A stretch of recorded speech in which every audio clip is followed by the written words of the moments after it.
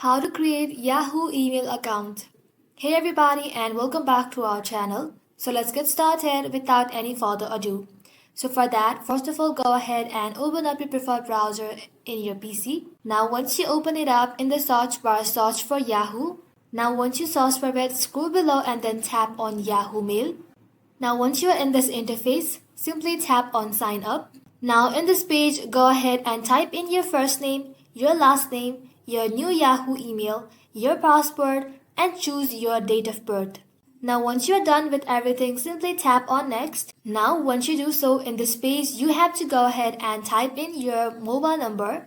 Once you type in your mobile number, you'll get a code on your WhatsApp. And once you get a code on WhatsApp, you'll have to come in the screen again and then follow the on-screen prompt.